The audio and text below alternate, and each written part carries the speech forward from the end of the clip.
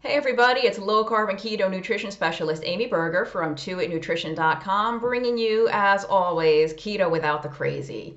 If you are new to my channel, first of all, welcome. I am the author of 3 books. There are links below to all of them. One of them is about Alzheimer's disease, which they actually call type 3 diabetes or diabetes of the brain, if you're wondering why a keto nutritionist would have anything to say about Alzheimer's. My second book is called The Stall Slayer, and it is about breaking fat loss stalls on low carb or ketogenic diets. And the third one is called End Your Carb Confusion, and that is co-written with Dr. Eric Westman, who is a very well-known keto doctor. So links to all of those below. Moving on. This topic is a viewer request. I do take requests. Somebody asked me to do a video about maintenance, weight maintenance. Okay, you've done keto, you've done low carb, you lost weight, everything's dandy, you got to where you want to go. Now what? How do you maintain that weight loss? How do you proceed throughout the rest of your life without regaining that weight? Okay, lots to say here. I have no notes, so hopefully I can say it in some sort of coherent fashion. The first thing I'll say is that I think it is very problematic to have a goal weight. And I will link below to a video I did on this not all that long ago. And I think the video was called Why You Should Not Have a Goal Weight. So I won't go into too much detail on that. I will just say it's kind of a problem to have a specific number on the scale that is your goal, because you might get to that number and still be completely unsatisfied with how you look and feel. And on the flip side of that, you might not get quite there. Maybe you're still 5 or 8 or 10 pounds above that, and yet you are perfectly content, if not downright happy, with how you look and feel. So I really think it's not a great idea to be wedded to a particular number on the scale. If you want to have a goal size or a goal physique, even that can be an issue, but that's probably better than looking for a specific number on the scale. Okay, regardless. Whatever goal you set for yourself, you're there. Now what? So it's an important topic, right? Because it is very difficult to maintain a weight loss over the long term. Some people will say, well, anyone can lose weight. The hard part is keeping it off. For some people, it's really hard to get the weight off, and it's hard to maintain. Like for some people, the entire thing is a battle, right? I mean, just for some people, the process of actually losing the weight isn't quite that difficult, but it is hard to come to that equilibrium point, especially over the long term. So I think a couple of things that you really have to keep in mind with regard to maintenance is that your body literally is not the same as it was. And one of the factors that comes into play here is how much weight you've lost. If you were only ever 10 or 12 or 15 pounds above your quote unquote ideal weight, whatever ideal is for you, that's a different scenario than someone who has lost, 70 or 100 or 200 pounds. If you've lost a very, very substantial amount of weight, then when you are at your smallest, your body really is not the same as it was 100 or 200 pounds heavier. So one of the things that changes for most people during the process of weight loss is your metabolic rate. In most cases, your metabolic rate will slow down. And they have done some studies on low carb diets where the metabolic rate does not slow down that much. I would have to look at the studies. I don't remember exactly how much weight was lost in those studies. When you are a much, much smaller person, it kind of makes sense that you don't need as much food. You cannot, a 130 pound person cannot eat the same amount of food as a 230-pound person and expect to be at equilibrium, right? The amount of food that kept you at a stable weight at 230 is not going to keep you at a stable weight at 130. That amount of food is going to be much lower, right? Because that equilibrium point is much lower. So I think that's part of it is we have to be mindful of how much we're eating. And but actually, I'll come back to that before I even get into the metabolic rate thing.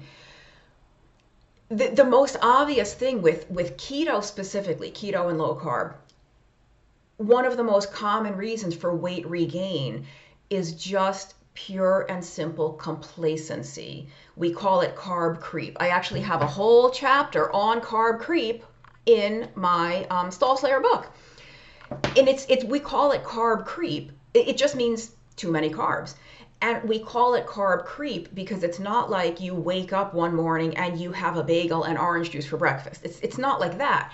It's just these little bits of little things that start to edge back into your diet very slowly. They just creep back in. You almost don't even notice it.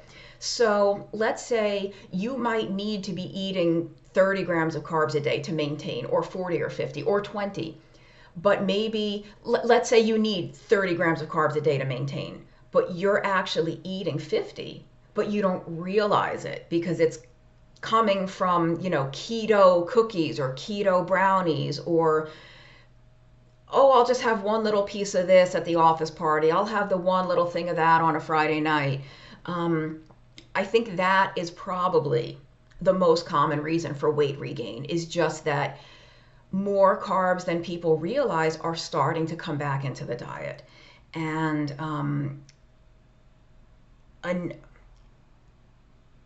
not everybody needs to be super low carb all the time. Like in the End Your Carb Confusion book, we walk you through how to increase your carb intake if and when the time is right and you want to start experimenting with doing that.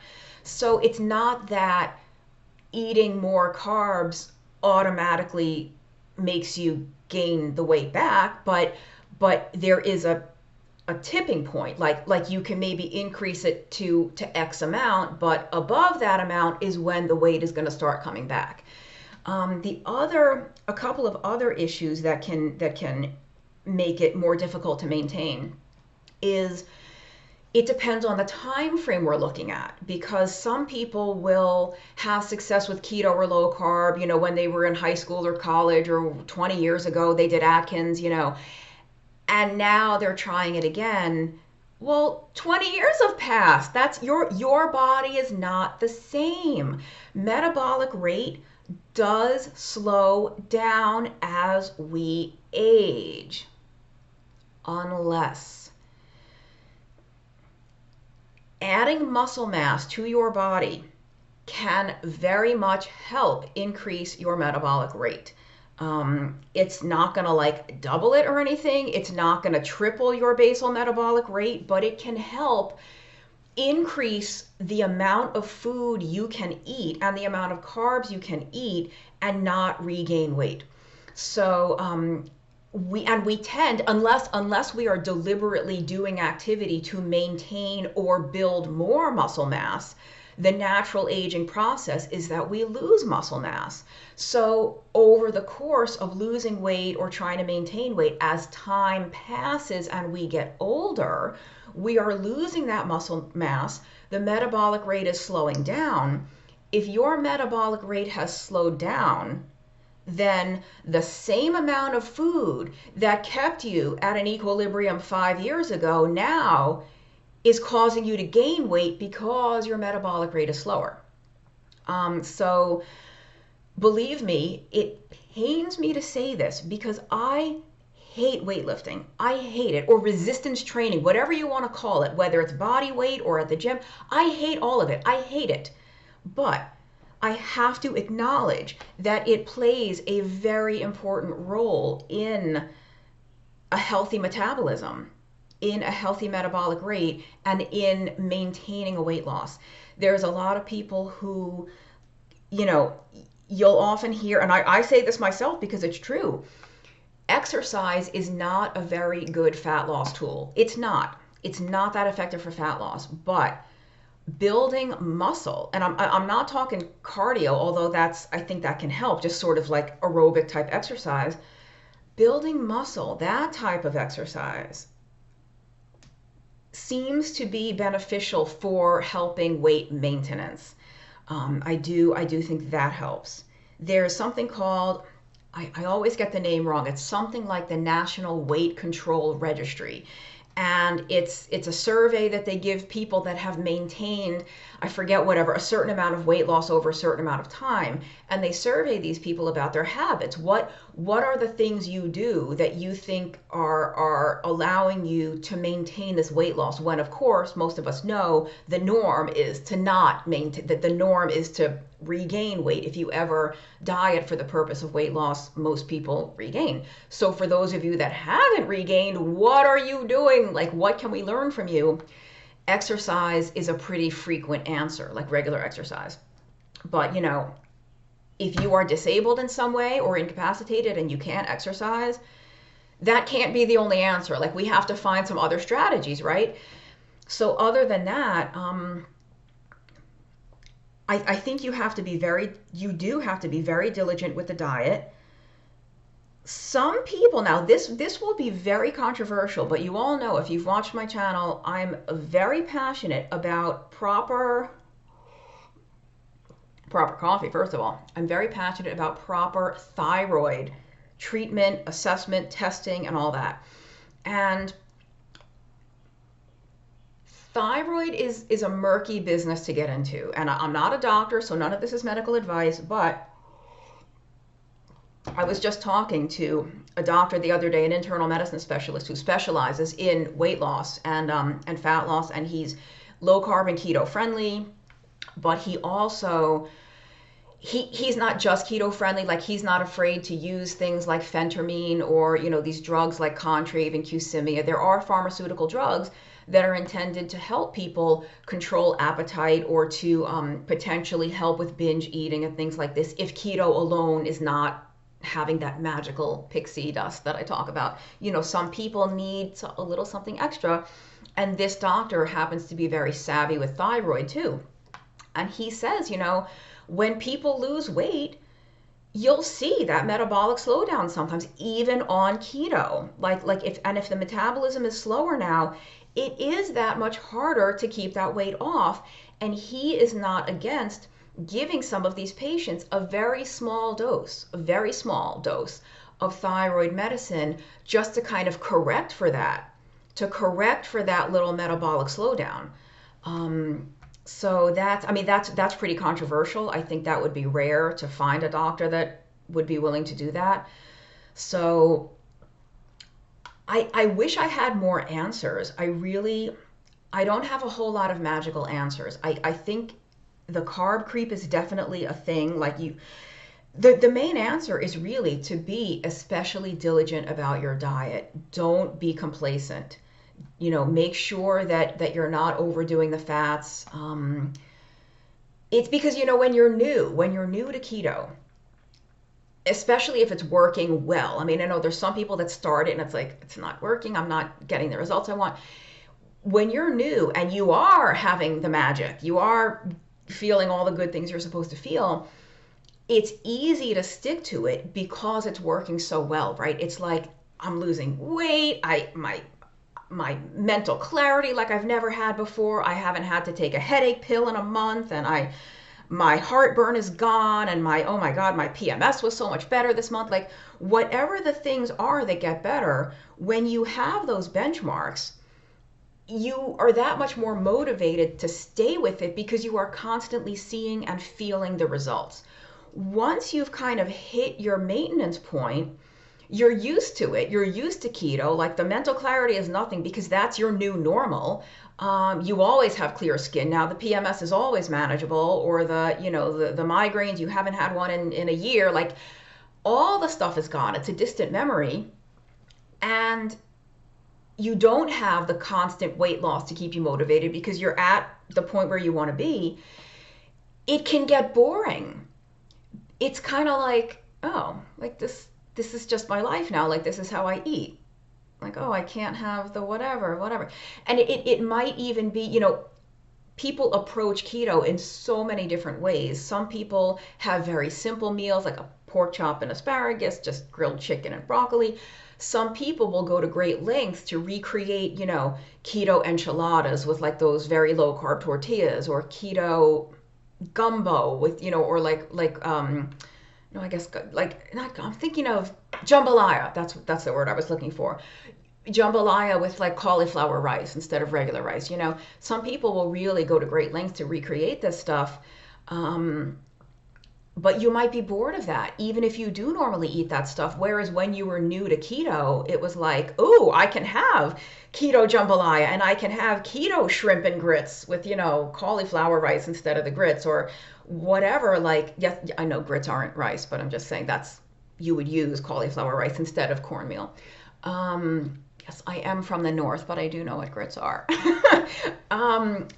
You're like very excited about all that because you think, oh my gosh, I have to give up all these foods. I have to avoid all these breads and starches and sugar. But oh, here's this keto cookbook where I can recreate my sweet and sour chicken from my favorite Chinese restaurant, or I can recreate all these, my favorite coconut cream pie.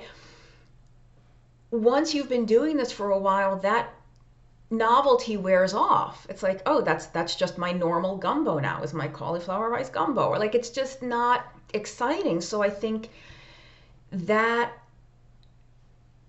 only makes it harder to maintain if you get bored, and because you're bored, you're going back to some of the normal higher carb foods. But I honestly, I hate to say it, but if that is not the issue for somebody who's in the maintenance phase, if you're not indulging in the higher carb foods and you're not overdoing the fat, I think you really have to try to put some muscle mass on you. I will link to a video. It was a presentation given by a friend of mine whose name is Jamie Scott. He is a New Zealander who very, very active in the ancestral health sort of paleo movement, not so much keto, but more like just real, whole, normal foods, and very, very big on protein, very big on the role of muscle in health and disease. I think that was actually the title of his talk, like the underappreciated role of muscle in health and disease. The more muscle mass you have on you, the more, basically the higher your carbohydrate tolerance, the more food you can eat, and theoretically, the higher your metabolic rate will be. Just muscle is metabolically active. It's metabolically expensive. It costs a lot to keep it on you. It costs energy. It costs food. So let me try to think if there's anything else that I can say about the maintenance. It is hard. I mean, there's a reason that people can struggle with it, but it's not always a struggle. I mean, there's plenty of examples all over the place on social media of people who've been doing this 5 years, 10 years, who are maintaining, including people who've lost over 100 pounds. I'm not just talking about people who've lost, 5 or 8 or 10 pounds. But most of those people, if I think about who they are, most of them do exercise regularly. They have put on some muscle. What else? They also, I would say, because I know some of them, they are very good about keto and low carb, but they acknowledge that they're not perfect. Every now and then they will have something that's, off plan, or whatever you want to call it, a high carb, a piece of pizza that's not like a meat crust or an almond flour crust, like a regular piece of pizza. And that's one night every couple of months. And it doesn't, they've been eating low carb or keto for so long that one little thing or that one little evening doesn't spiral into 3 weeks or 3 months of an all-out bender of carbohydrate. I think that's part of maintenance too, probably, is if you do want to reintroduce some of these things, finding your safety zone, so to speak, of what can you eat and how often without regaining the weight or triggering a recurrence of health problems that might have gone away when you were, newer to keto or stricter. And this is Dr. Westman and I do write about this in End Your Carb Confusion, that it's really an individual thing. There's no prescription, like one method that works for everybody, because some people can have that one slice of regular pizza or two slices and then the next day go right back to keto. For some people, that one slice of pizza is going to lead to the whole pizza. And then the next night, another whole pizza. And then before you know it, 6 months have gone by and you've regained 50 pounds. So you have to know yourself. That is a how am I wired. And sometimes you don't know how you're wired until you do it. And sometimes you have to do it 3 or 4 times before you internalize the lesson. I'm not immune to this. I've definitely eaten, there's that magical phrase that we've all said, this time will be different. This time will be. It's never different. Has it ever been different for you? It's never been different for me. And sometimes I have to learn 2 or 3 times that it's not going to be different. And then it's like, oh, okay, this food is now on my red light food list. It is a food that I can never, ever buy and never have in my home ever again. And thank you, universe, for teaching me that lesson 3 times, because I didn't learn it the first time. I had to learn it twice more to fully internalize it. And if you don't know what I mean by a red light food, I will link to a video down below that I did on red light, yellow light, and green light foods. And you can kind of, if you've ever driven a car or seen a traffic light in your entire life, you can kind of guess as to what red, green, and yellow light foods are. But yeah, I'm going to stop talking soon, but let me just think if there's anything else I can say about maintenance. If I do think of anything else profound, I'll make another maintenance video, but it is rough. It is hard. But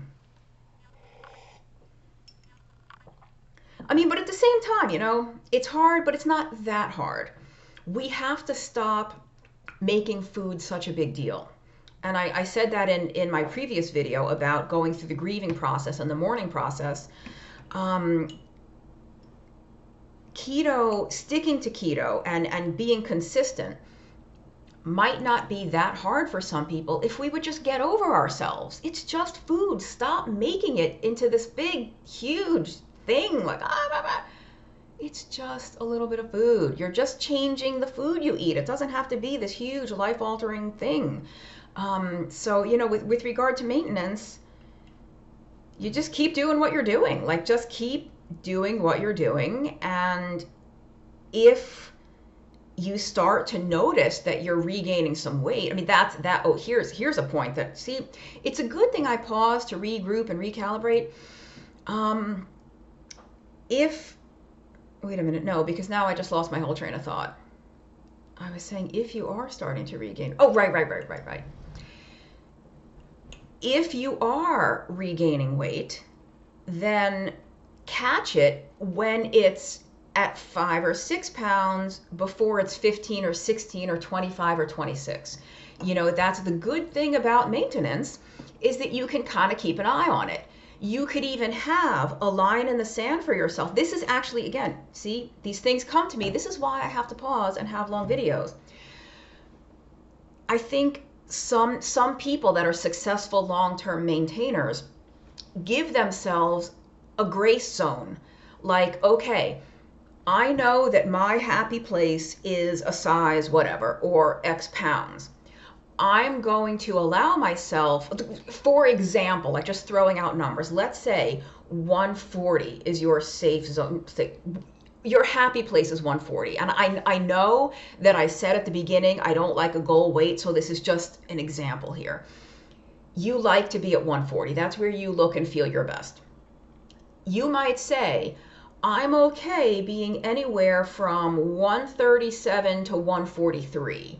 Give yourself like a 6 pound zone where you can fluctuate up and down, because you will. You will. Your scale weight will change from day to day regardless. And that's, I mean, I've written blog posts about that, but like, give yourself a little bit of flexibility. But then when you start to get, okay, you said 143 was kind of your line in the sand. If you get on the scale someday and it's 145, 146, now you know it's, oh, okay, now it's time to start reining things in. And reining things in for you could be as simple as going back to something like Atkins induction, or our phase 1 food list in End Your Carb Confusion, or Dr. Westman's page 4. Newsflash, they're all the same thing, basically. They just have different names.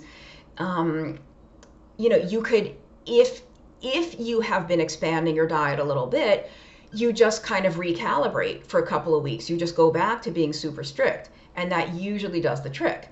And you could even just do that every couple of months. You kind of maybe have 2 or 3 weeks of Atkins induction, 2 or 3 weeks, just every few times a year kind of thing.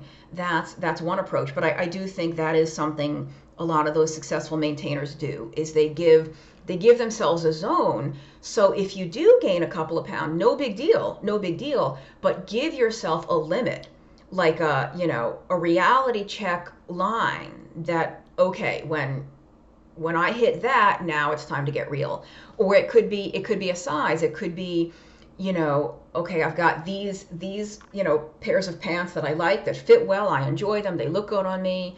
And then there's this other pair. When I can't close that pair, that's when I'm going back to 20 grams of carbs a day, or 30 grams, or whatever. So it could be that. It could be a belt. Like normally I feel my best when I'm on the 4th loop of this belt. If I ever have to go to the 3rd or the 5th or whatever, time to rein things in.